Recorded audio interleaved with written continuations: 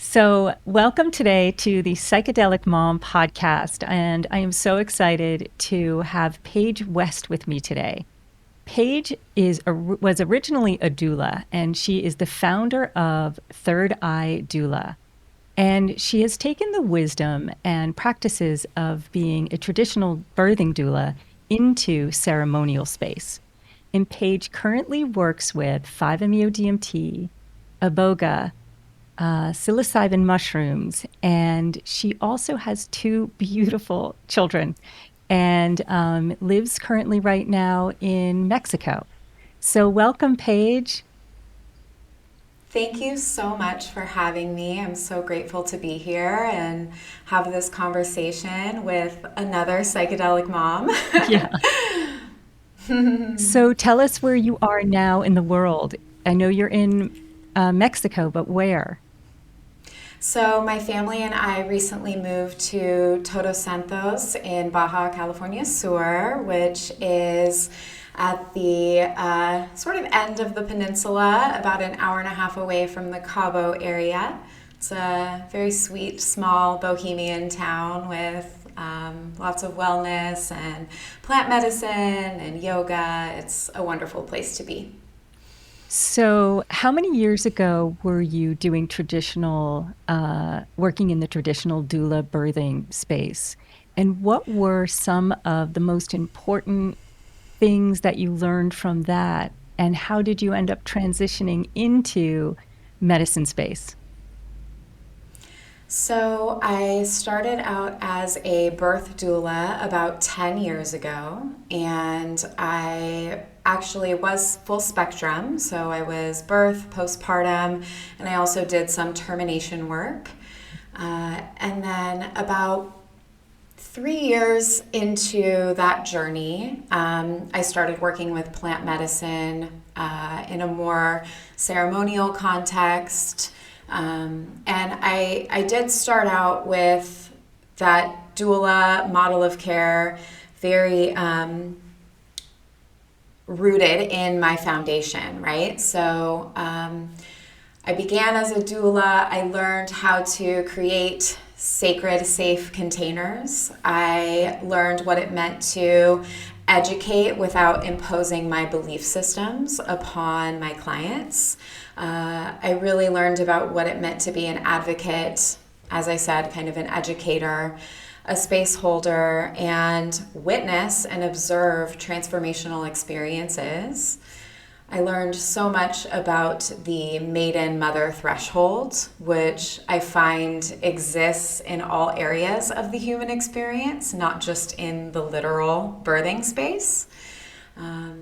And it was such an honor to observe and hold space for these families.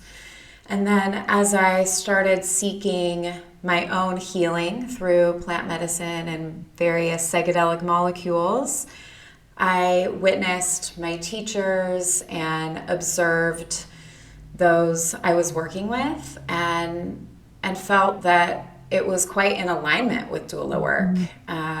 And as I went on my own journey for healing and transformation for my own internal wounds, I began sort of slowly but surely expanding that doula umbrella to include other transformative experiences and energetic rebirths.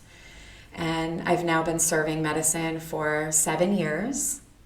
Wow. And yeah. It's amazing. I just want to, first of all, it's just an amazing thing. I can imagine that bringing a child into the world, like birthing, helping somebody birth that first moment of their child's life must be such an incredibly intimate and profound moment.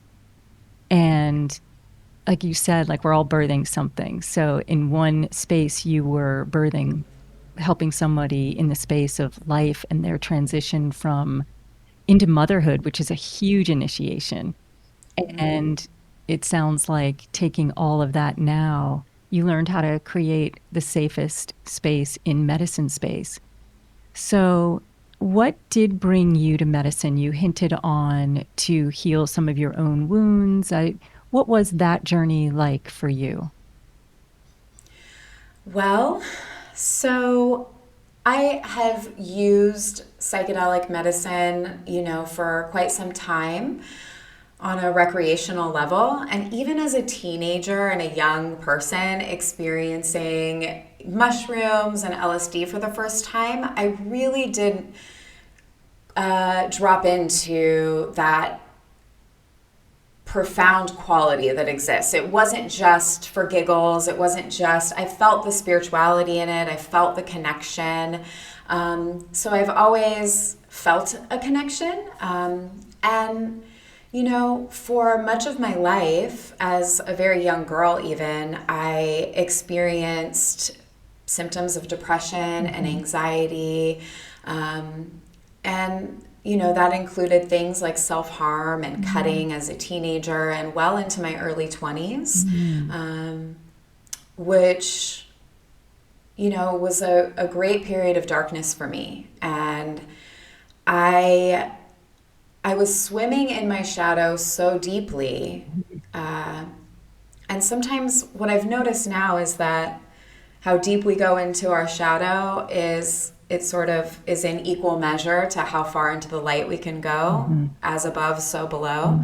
And kind of that so within, so without. Obviously, Exactly. if there was that Yeah. turmoil going on inside, it became, the outpicturing by the cutting and the self-injury. And then did you feel like there was a particular psychedelic that actually really helped you in seeing either what the core wounds were and that process of like deeply coming through that? Yes. So what I do find fascinating about my experience as a child, even with symptoms of depression, and I would consider myself a child, like 8, 9 years old, I first started feeling these things. And You're still a fractures in my child. family. Yes. Oh my gosh. Of course. I'm only 35, but I know. I've lived a few lives. I bet you within this have. one. Definitely. Yeah. And I'm so in the complexity of the mother archetype right now. And I'm not nearing crone yet, but I am in gratitude to her when I arrive. Yeah. But what I find so interesting is my reprieve as a small child from those feelings, and into my adolescence and beyond, was nature, and was reading and creating altars in the forest. I didn't call it an altar then, but taking plants and taking, twigs and rocks and stones and creating a magical portal for myself. And I love that that's part of what I do now for, my life and my work. And so I had always felt that connection. Nature has always been such a profound anchor for me. And I do have to bring in my husband to this story because he's a big piece of my path. And we now work together here in Todos Santos, which is such beautiful unfolding. But he has suffered from addiction issues, opioid use disorder, for much of his life, long before I met him. And we had our son, and at a very tumultuous time in our life. It was quite unexpected. He was 23 and I was 25. I know. Now, Talk about babies. Me too. Having children. My first child was same. I was 24 years old when I Yeah. had my first. Yeah, it's children having children. Now, when you had a child with your husband at that time, was he still in the throes of addiction, or had he come through it? So he was, when I found out that I was pregnant, he sort of immediately went to the traditional, Western sort of healing modalities, if you can really even call it that, rehab and those types of containers. And so he held on for a few years. I was in the throes of my own mental health issues. And at that time, I chose to have a home birth, and I had the most transformative experience of my life, being present and aware for something so magnificent and challenging. And it was really the first time I was like, I'm going to be here for this. I'm not going to escape through something. And so that's really what changed my life in the beginning. And then I immediately went into doula work and started doing that.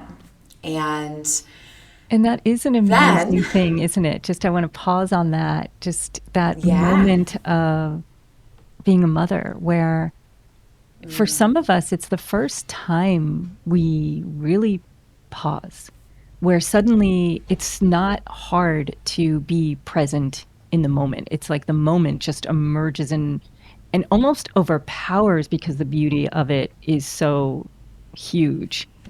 And that there's nowhere else to be but like staring at this beautiful, precious thing. It's so hard to describe. And even I think most mothers would say they had no idea they would fall in love so quickly, so fast. And I think for me as well, what you're speaking of is true. I was into meditation prior to having my children, but that was really a real way in, because the pause in that was more than anything else I'd been able to really find that pause in before in my life. Oh, motherhood. It's the deepest medicine journey I've ever been on. Right? And just to go back a little bit, when my husband, had his relapse, when our son was he was just a little under 2.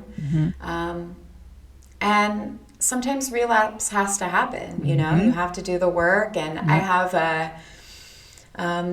very different perspective on addiction. I think many of us in wellness and plant medicine understand that things are changing and the narrative is changing.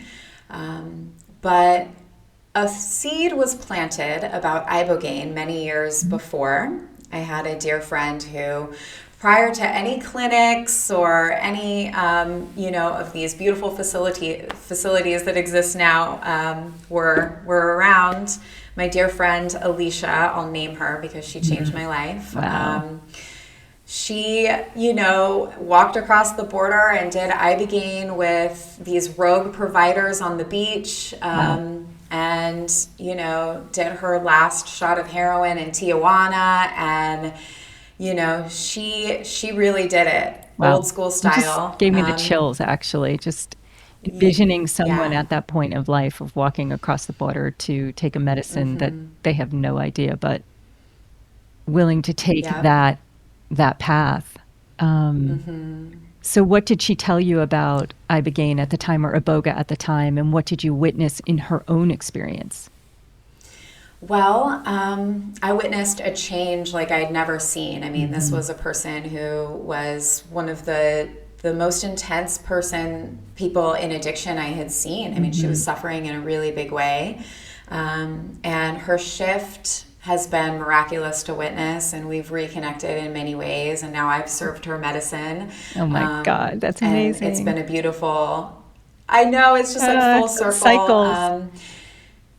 Yeah, and she did it with a man who has since passed. His name's Chris Bava, and those of us in the ibogaine community may know him, but I also would like to speak his name and just thank him and send him gratitude for his beautiful work while he was on the earth.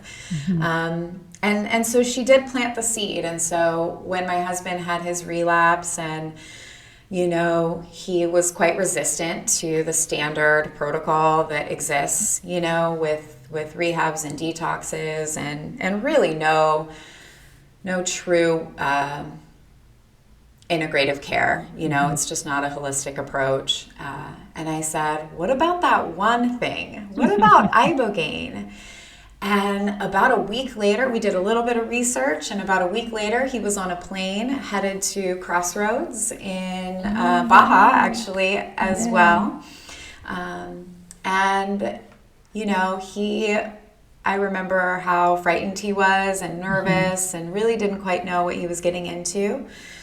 So was he And this there was when Dr. Dan Engel and Trish Eastman and Joseph were there? Was he there then?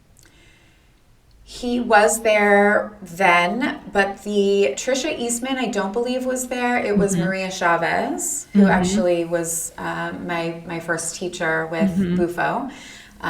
So he went, in the beginning stages of Crossroads. So, that's how we have those connections through Crossroads. Yeah. And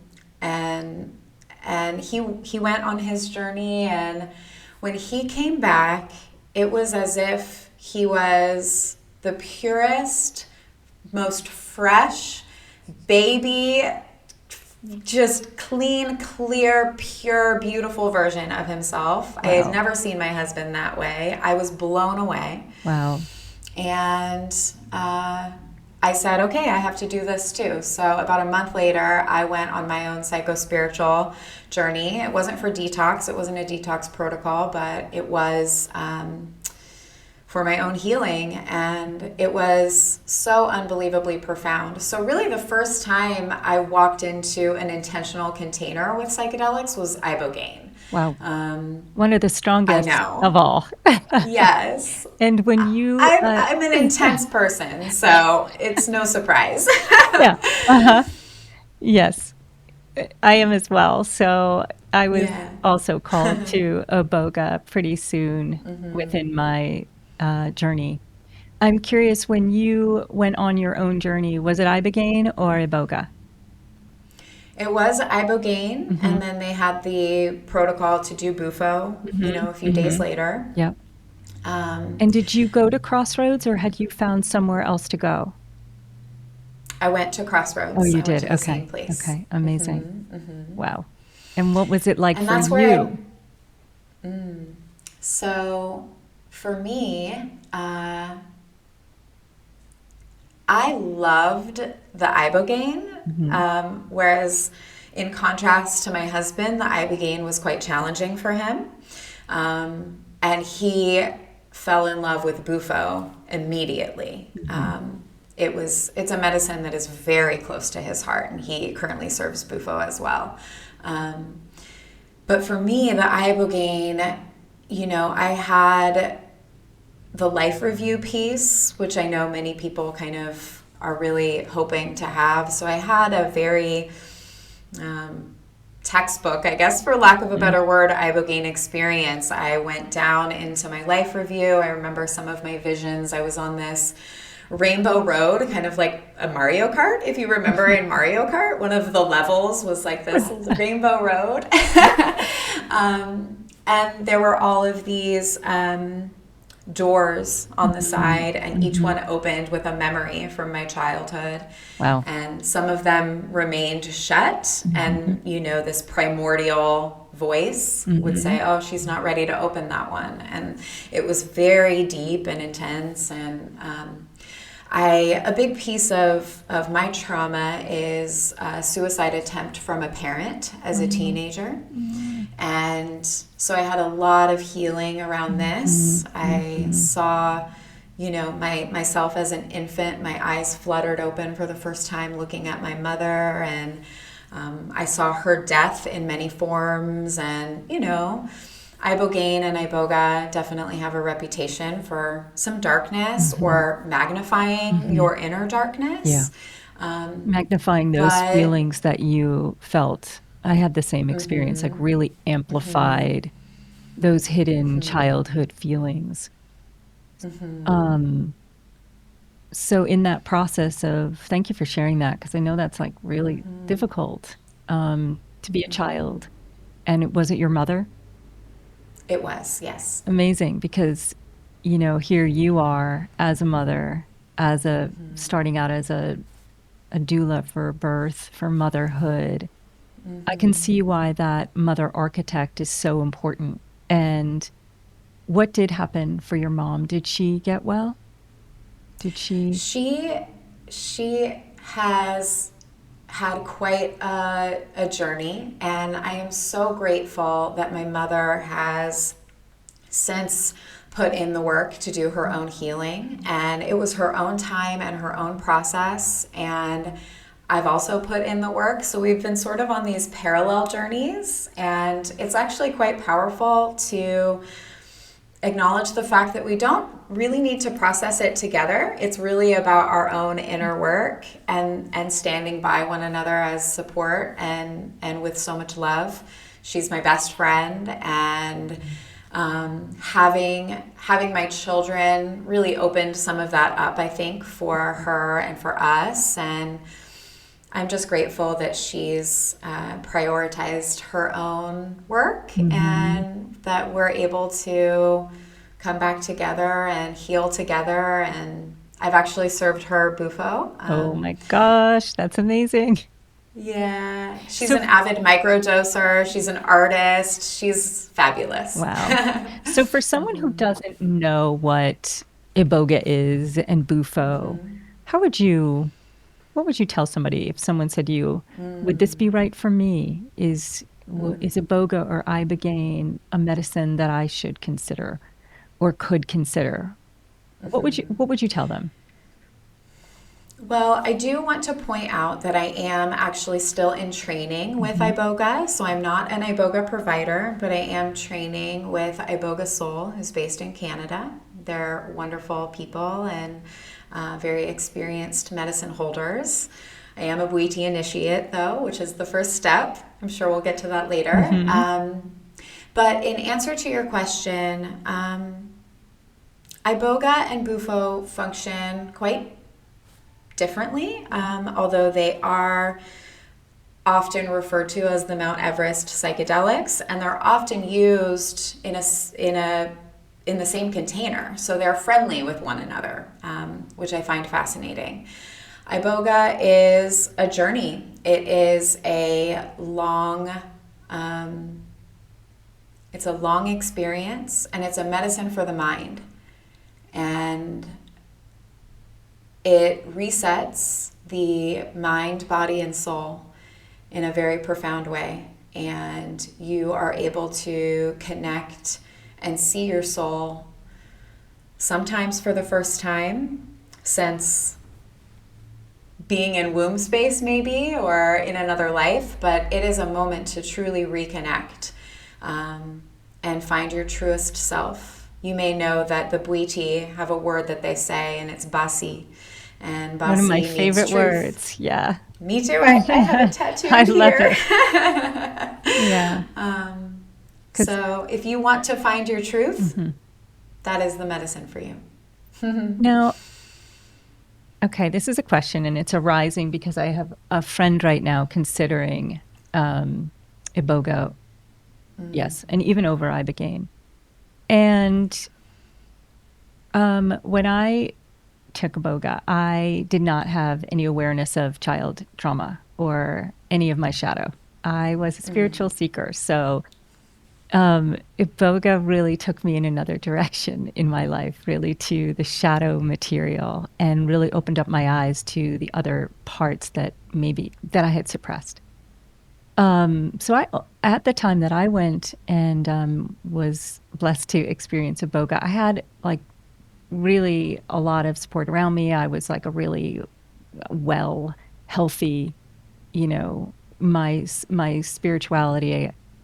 And for someone who's kind of like really at a different point in life where they're really at a real low in life and maybe destabilized, what do you think of a medicine like iboga? Do you think it's an okay medicine when someone's just kind of like really at that really difficult place in life where they are a little more destabilized? Because it's sounding to me like people go when they're almost at their worst. It is a medicine that is known for healing things like addiction, right? And we look at addiction as possible true low point in a Right. person's human experience, right? Yeah. The lowest, maybe. And it is the opposite of the truth, too. Mhm. Addiction is the opposite of the truth. Right. So, what I would say to that question is preparation, integration, and choosing providers. Right. So, really knowing what you're getting into, preparing, having a lot of support and community upon your return, someone that you really can share this with. And that is actually Staying- something that you do, isn't it? You provide a lot of the aftercare for iboga, which can be one of the largest plant medicine experiences. Is that something that you're providing clients? Yes. So we actually work with an ibogaine clinic that's here in the Cabo area, which is a few hours away, and they come to us after they have their detox experience. And so they're often at the ibogaine clinic for about a week, and then they come to us for anywhere from 3 or 4 days to 2-3 weeks, and we offer integration and support. And I think it's incredibly important, particularly with detox patients, because they are clearing out their opiate receptors or resetting their dopamine systems, and really, really need tools. And as you might know, right, ibogaine and iboga metabolize in the liver as noribogaine, and it allows for this elongated period of neuroplasticity, much longer than other medicines, in fact. And sometimes it lasts anywhere up to 60 to 90 days. And for those suffering from addiction, that's a very powerful point of time. In 12-step containers, they talk about 90 meetings in 90 days, right? It's really about creating those new neural pathways and supporting. And so what we offer is many different healing modalities and different tools that they can take with them. Much of that are things like somatic experiencing, which I think is very powerful coupled with any psychedelic work. We do offer bufo sessions, and then, you know, even simple things like nature immersion, going surfing, taking a hike, remembering the beauty and witnessing the beauty of the world. I don't always think that more medicine means more healing, right? We don't want to get into that habit of consumption. So. And when you say after the ibogaine clinic, they come to you, do you have a center, or do they live kind of close proximity? How does that work? They are currently in close proximity to us, and sometimes if they need round-the-clock care support, we will stay with them on site. Other people may not need that type of support, so we're quite flexible. But we are actually in the process of buying land for a Third Eye Doula wellness center here in Todos Santos. So we will have retreats, we will have aftercare, we will have wellness services, workshops. Wow. And the big dream is to have some data capture and some research conducted there as well. So just going back to, that's amazing.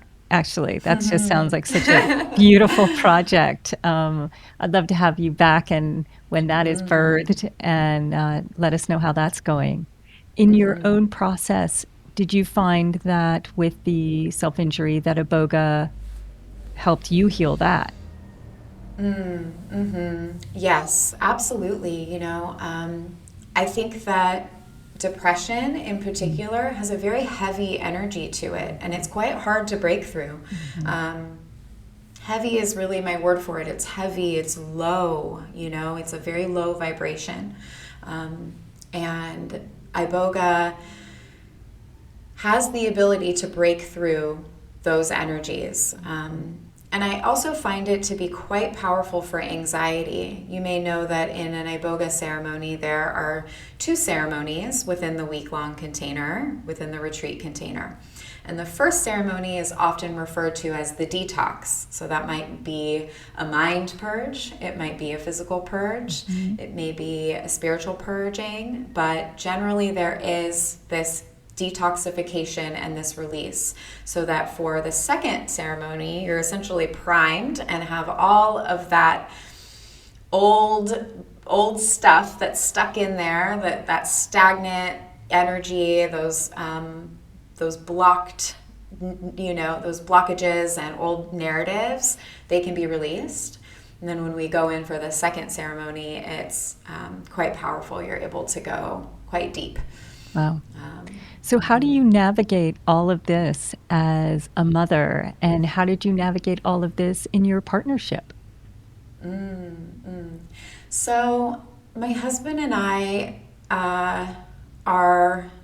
we're such a great team. We've been through it all, and it's so beautiful doing this work with him together now, because we've been together for 11 years, and it's like we can read one another's mind. And sometimes we just look at each other and smile and laugh, so it feels easy now. Now that the addiction has been cleared out, it's like, oh, those regular little bickers and talks about division of labor with parenting and, finances, all the standard sort of, things that come up between couples, which are also normal, feels so light. It feels so light. And so we're quite lucky. And I do have to pay homage to my husband, because he is a beautiful father, and he is a present father. And he is joyful and enthusiastic about fatherhood. He is not babysitting when he's with his children. He is parenting and in it with them. And he's always been like that. Even at darker moments in his life, he is really such a loving parent, and so supportive to me. And we've only really just started working together in the last several years, because he knew that he needed to do some of his own work on a deeper level before being in this space. And so it's quite powerful and just amazing to see how he steps into this space with me now, and really allows me to shine. And he's just not emasculated in any way by it. He's, in many ways, I'm still essentially training him in some ways. And so there is such mutual respect. And I feel that I have so much support with my kids because of this. Right. So, that's so beautiful. But it's tough. Yeah. It's tough to be a mama and a working mama, whatever your profession is, What would you say, like if you had I was asking my daughter, did she have any questions for you? So she said, as a new mom, what would her would her parenting philosophy be? And were they influenced by psychedelics? So my parenting philosophy, wow, that's a big question. Yeah. I do think that they are absolutely influenced by psychedelics. They have an awareness of what we do. We don't hide them. We don't hide things from them. We are very honest about our work, age appropriate always. But I think that truth is a big parenting philosophy for me, and in life. Basi. Yeah, because I felt that, my parents, they did the best that they could. And I believe that it was a generational thing, A few generations back, talking to your kids about their feelings and what's actually happening and present in the household was not done. It wasn't common practice. And I always felt that, I was a very sensitive child. I was a very intuitive child. From one lens, we could look at that as hypervigilance from some trauma. From the other lens, it's my nature to be intuitive and connected. And it's all true. It's a both and conversation. Just like my husband and I have had codependency patterns, and we're also so connected, and it's all true. Yeah. Back to the truth, right? Right. So for me, well, I honor you today, just honoring your truth, like just speaking so truthfully about your journey. where you are, Yeah. you know? It's like you said, we weren't necessarily even taught to do that. And I do think that medicine, you can't avoid truth with earth medicines, and you can't avoid the truth about yourself, about how you came to be that self, even the enculturation that you've been taught and the structures around you. It is standing in that truth. But it is interesting because I think we've really been taught to mask as much as we can. And when you said in the psychedelic community, we think of addiction differently, I think that is true, because I think when you're doing this kind of work, what you're realizing is it is just a strategy for pain. And it's not someone who See. wants to get high, it's a strategy for pain. And sometimes, most of the time, the individuals who are in the throes of addiction don't even really know sometimes what that pain is. It's so hidden. And I think, you know, just what you said, honoring the truth, whatever it is, age appropriately in the family dynamics is such a shift for health for the next generation. Because as sensitive people, we're picking up on it anyway. You know, we're either shutting our system down not to feel it, or we're feeling it and we don't quite know what it is. So, yeah, I think that's such a beautiful place to start, that truth and what is age appropriate for that truth and presence. Absolutely. You know, my son, he's so dear, he's so sensitive, he's such a sweet boy, and I firmly believe that he chose us. He saw us in our little cave of darkness and he said, I choose them. There will be a lot to Yeah. learn there, and they will be Oh, incredible yes. teachers when they come through this darkness. Yeah. And so Yeah. currently you are serving Bufo, toad medicine, psilocybin, right? Yeah. I also work with pharmaceutical MDMA when Hmm. appropriate. Hmm. And my husband and I work with it about once a year. We call it a love tent, and Yeah. we do it in a ceremonial context, and we unpack all that relationship stuff. And I find it to be beautiful medicine. And I do it, you know, for clients, again, when it's appropriate. I'm a fan of synthetics as well. I think they're beautiful offerings also. So would you be willing to talk at all about what it is like to get initiated by the Bwiti? It is actually something that I've thought a lot about in the last couple of months. And it was interesting. I heard a podcast by, what is his name? Hamilton Morris. And he was talking about how he's not a very spiritual human being, and that he comes at these earth medicines and psychedelics from a different perspective.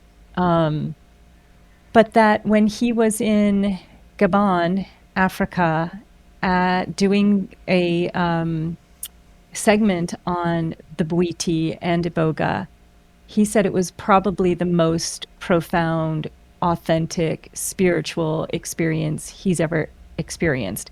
And he described it as kind of like part concert, part dance party, and then mixed with incredible healing and beauty. So I'm curious what your experience was actually in getting being initiated. Wow. I think I will be processing and integrating it for a lifetime. And it was the most profound experience of my life. It was certainly a birth. And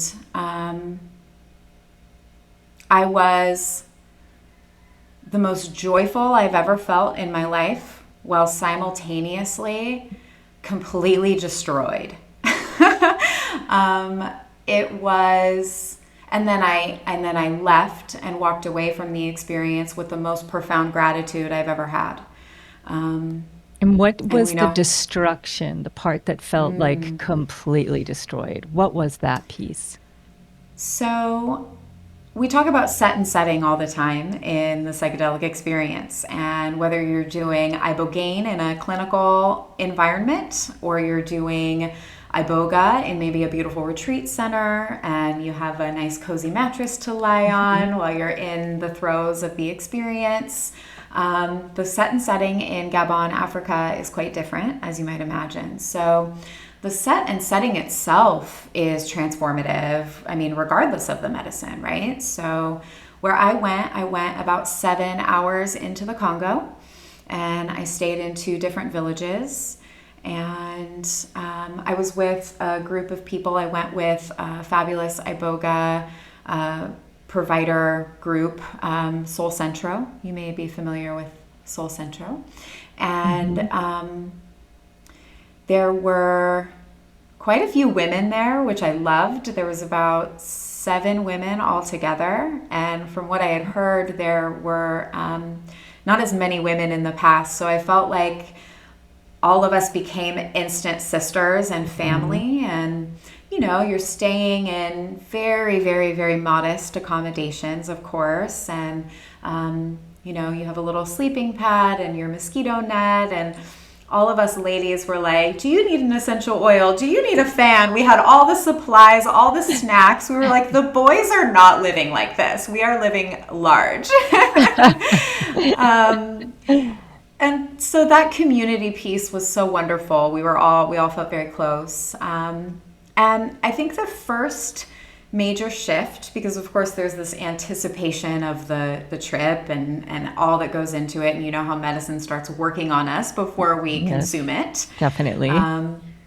So I, you know, have all this anticipation, and then we arrive and we, you know, get to the village and we settle in a bit. And what I noticed very quickly was Gabon Bwiti time is very different than our Western time. So if anybody has been to, you know, developing countries or has that experience, you may know the concept of time is quite different. It's lots of hurry up and wait and, okay, it's happening now.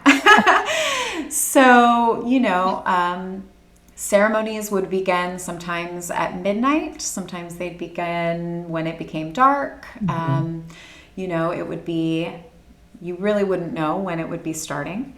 And it was cute. Our group, we really had to shift because our Western minds would be like, well, I think maybe it'll happen this time. And we'd be like trying to decipher and put it into some compact little thing to control and understand. And even that shift was transformative, right? Just being in flow and allowing.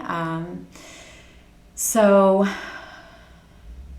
like Hamilton Morris says, it is like a beautiful concert, like a beautiful party. It's a fiesta. It's everything. The ceremonies are long. And so, you know, I think the sleep deprivation is something that really is, it resets you. That's part of the destruction I was talking about, you know, that sleep deprivation, the stimulation, the noise coming from the rattles and the fire and the smoke and the drums and the, you know, all of these beautiful musical instruments. And it's long, and it's like, if anybody has experience with something like mantra work, which may be a little more accessible, or something like kirtan, right, where you're singing or saying the same phrase over and over, and then it becomes something else, right? You're transported. So it's very much like that when you're in ceremony, because the music is full on and you have to participate. Like, we have, you know, very fierce Mabundi women coming up to me and be like, you rattle, you know, you get in there, you sing. I don't care if you don't know the words or understand what's being said. You sing, you holler, you get in there. You know, there's an expectation of participation, and that's transformative. I mean, I remember the first time I had to dance in the middle of the temple, I was like, I was so nervous. I was like, what? And then by the end, I'm up there and I'm like doing it and fully in. So, I mean, think of the healing of just that, the moving of the body, the fully engagement, the lack of sleep, the intensity of the music that we're not familiar with, the sounds of the bwiti. That's a lot. And then you add the medicine. So the initiation, so I went through both initiation and then what's called Nyambe, which is the women's rites of passage. The women's rites of passage is not, it doesn't include any medicine. And that was done after our initiation. And we have our beautiful spiritual mother and father who are there to support us. We were lucky to have a translator for the second week. So we didn't have one for the first week, but the second, that was really wonderful and important, particularly when working with visions and sharing and kind of processing. There is an element of secrecy around initiation. So there are some details that I'm not at liberty to really speak about. It is for those who have been initiated. And I think that mystery is important. But what I can share a little bit about the vision that gave me my name. You may know that a Bwiti, when you get initiated, you receive a Bwiti name. And when I was in initiation, you're asked to, speak your visions out loud. And you sort of process together and hear a little bit about what's coming up for you, and then you sort of seek out your name in that process. And so the vision that kept coming through to me was these water snakes that were in a river, and they were flitting. You know how they they move quickly and slowly when they're in the river? So that was it was quite intense for me seeing that, and it was coming to me over and over again. And then I saw my parents when I was about 3 years old, which is the age of my daughter. And that's also the age that they got a divorce. And they were standing in what looked like a hallway to me, holding the baby. And then similar to the flicker kind of the water snakes, the baby's face flickered back and forth between my daughter and me. So she was both of us. And they were arguing, and it felt very like a pivotal moment. Like that was when they decided to get a divorce, right? And the baby was crying, and then suddenly the water snakes went down her throat and coiled in the bottom of her stomach. And it was very clear to me that those snakes were protecting me, and there was a message saying that those snakes were protecting me my whole life.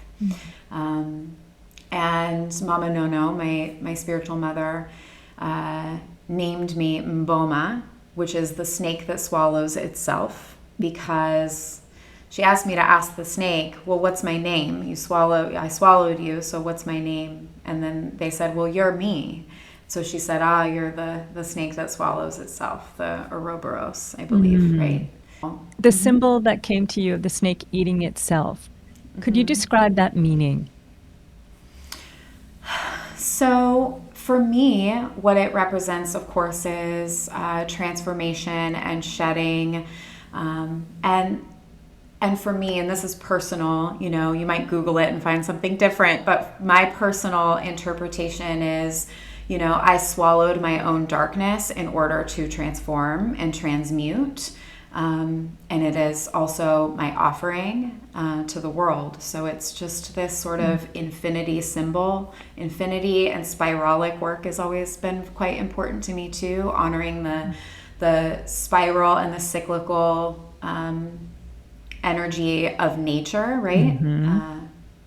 That's the message. Yeah, it's beautiful. We see in everything. It's the linear Gregorian calendar, this like A to B, C, 1, 2, 3 that we've all essentially made up is not it. It's not it. We expand, we contract, just like in birth. We expand, we contract.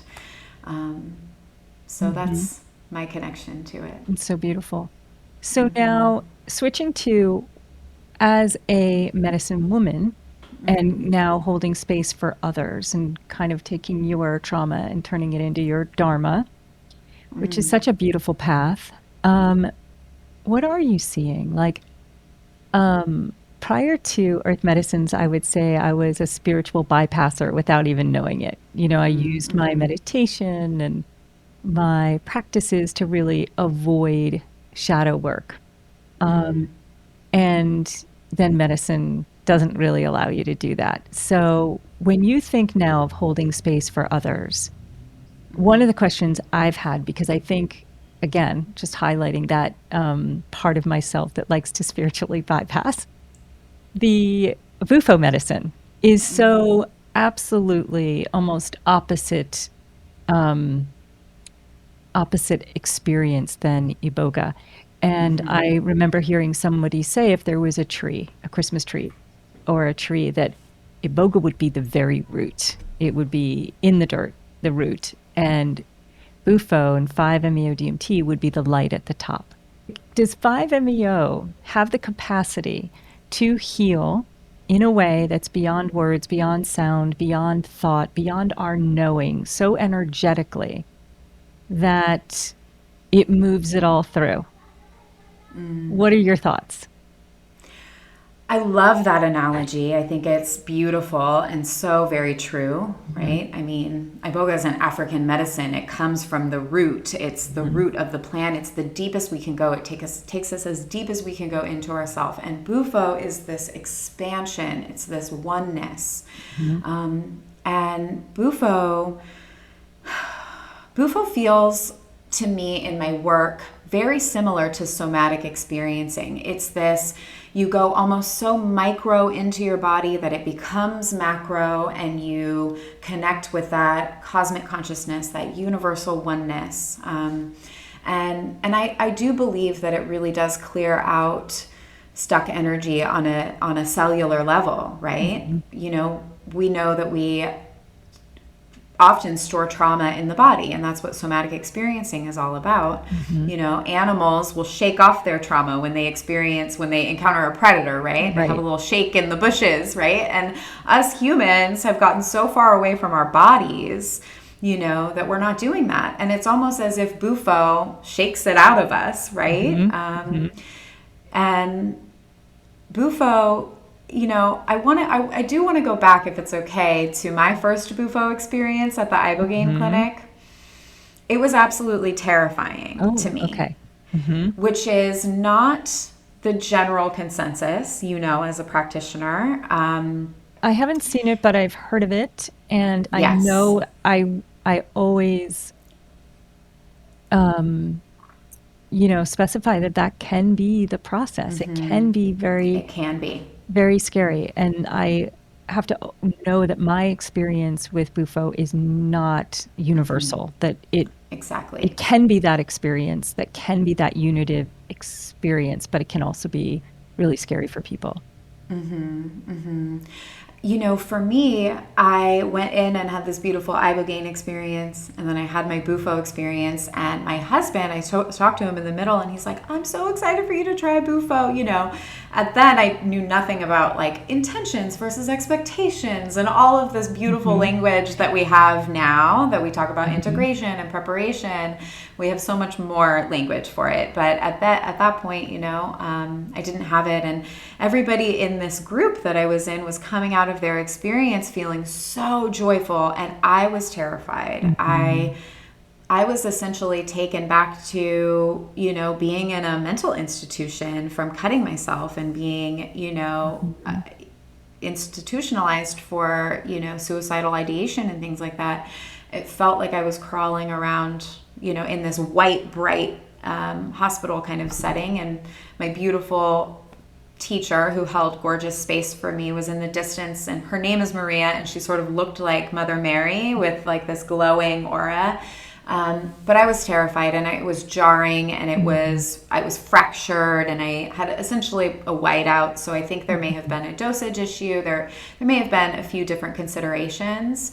And I think that experience, going back to the fact that I'm quite intense, of course I had that, and I was like, I need to know why mine was like that. And everybody in my group, at least, had this profound, joyful, connective, maybe not entirely joy. There's obviously 10,000 joys and 10,000 sorrows in the Bufo experience, but but it was different. And so I started working with my teacher, and the second time I did it at a very like handshake dose style, I was shaking, like my prana and my energy. I was so in fear. And we worked up and we worked up, and then I started really understanding and really, really getting into the medicine. And I think that it makes me, if I do say so myself, a really well-rounded practitioner, because I can understand where it can take you, you know, and it had to be like that. That's exactly how it had to happen for me. Well, it's interesting that you mentioned that, because now I'm really thinking about my first Bufo experience. I had a whiteout as well. And the practitioner said to me, "Did you know you had so much rage?" And I said, "No." And I guess while I was on, you know, I was in rage, I was yelling and, you know, having this primal experience. So I would have to say that my first experience as well, but I wasn't afraid, because in some ways I was in it. I was gone in it and didn't remember actually that rage. So I am curious if, because being in the 5 community, there's many different ways to serve this medicine. And some will say, go in big, go in, you know, and others will say smaller doses first. What do you feel? How do you work with clients with this medicine? I really do tend to take it case by case. So every person, you know, each person may need something a little different. My clients who have just come off of ibogaine, I have a different protocol for. My clients, you know, based on screening and all of that, of course, which I think is probably across the community. But I do like to call myself a gentle provider in the way that I do step people up. It's very rare that I'm in a position where someone says, "Oh, I really need more. That wasn't enough." So I feel quite comfortable with my dosing. I get people there, but I don't know how useful a whiteout experience is, maybe for the first time or ever, you know? Right. And so I'm happy to start somebody at a moderate dose and then work them up. What I also really like to do is suggest 3 experiences within a year's time, which is something that I've noticed with my clients. You know, you peel back more layers with each session. You have a few months of integration within each experience, but it's still within a year's time. So it's still familiar. You're not waiting several years and it's almost like you're doing it for the first time again. You don't have that memory or connection again. So I do think that having, you know, 3 sessions or 3 blocks of sessions with me, maybe that includes a few sessions within our time. But those kind of 3 experiences, 3 is a sacred number to me, and I think generally speaking too. There's that maiden mother crone again that's so important to me. We have our maiden voyage, we have the complexity of motherhood, and then we have the wisdom of the crone. So that's but beautiful. I'm fluid. I flow, you know.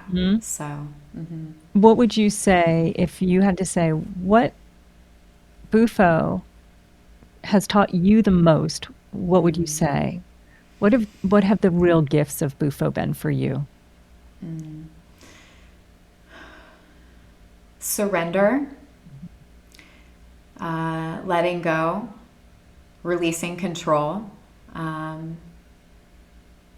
kindness to myself and others, compassion, you know, and a real connection to source in a way that's kind of intangible and hard to put words to, but a connection to source. I get a lot of questions from mothers asking me whether they feel like it's safe to use medicine while pregnant, like an ayahuasca, an iboga, or to microdose when they're nursing, especially if they have postpartum. I'm curious if you have any experience with that, and what, just being first as a birthing doula, how you see medicine for young mothers and brand new mothers. I have a lot of experience with that. Lots of mamas come to me. I think just with my brand being Third Eye Doula Wellness, it's like, it's an easy way to drop in. So I do support many postpartum mamas. As far as using medicine while in pregnancy or postpartum and still breastfeeding, as a doula, whether I'm a psychedelic doula or a birth doula, I don't offer any medical advice. So I can certainly educate and offer, different experiences and anecdotal evidence, but I can't, really make any suggestion. That's a very personal decision. What I can say is I've seen it be really supportive in some cases. And, indigenous cultures of many varieties have used these medicines in pregnancy and postpartum. We hear about women putting ayahuasca on their breast before nursing. I've met 3-year-old children in Gabon who were initiated with medicine. Wow. 3 years old. I'm like, what? What?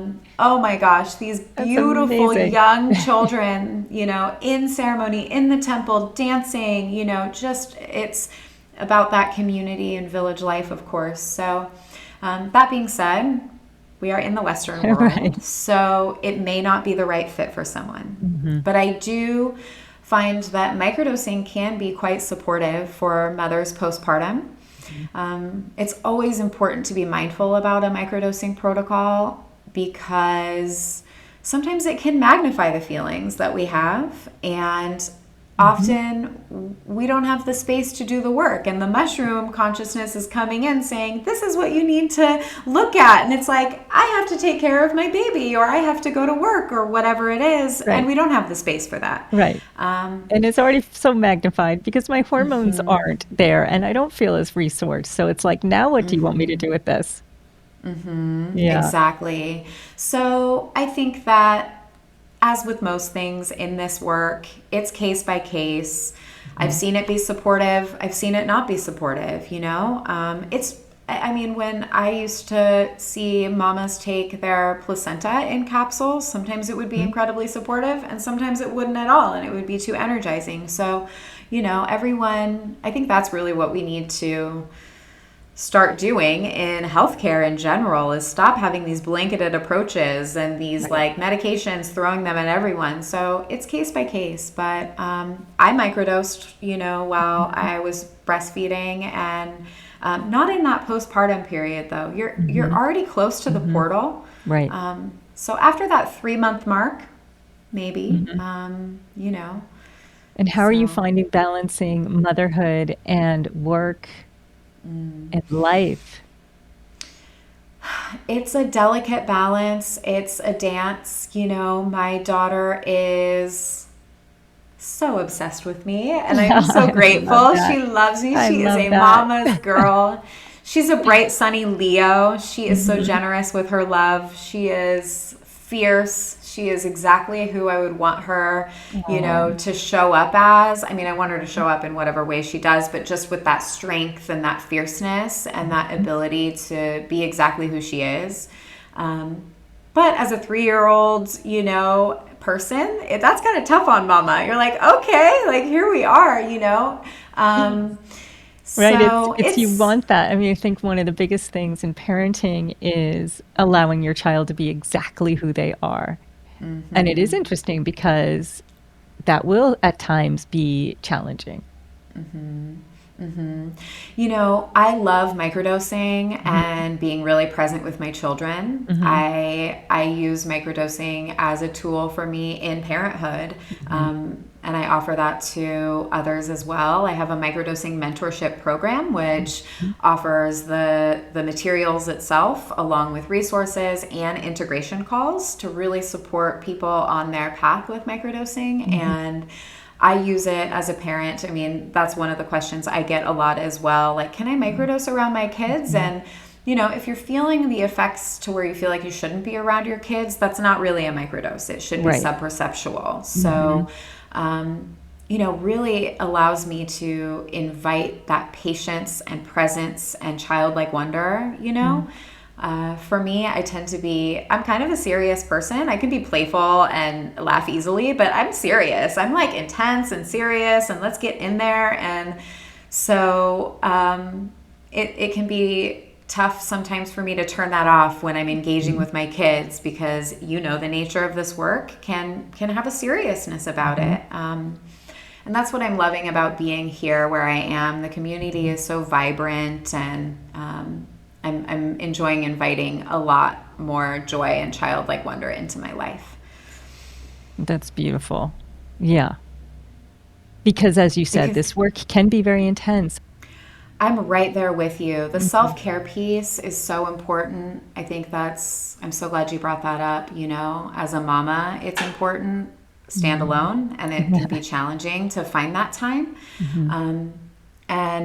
And yes, it's big work, and it's a big responsibility. That's how we need to approach it, because we are holding people in their most vulnerable, delicate, challenging, expansive moments. So really taking that seriously is important. And inviting that joy into your life is equally important, and balancing it. And I also find that we can keep our self-care practices simple, I mean, I think that at times I notice in my clients and in myself that we think that we have to create this big complicated routine, or sometimes it's like maybe when you take a shower or a bath, like speak what you want to release and be mindful about your washing. I mean, that's part of your routine anyway, right?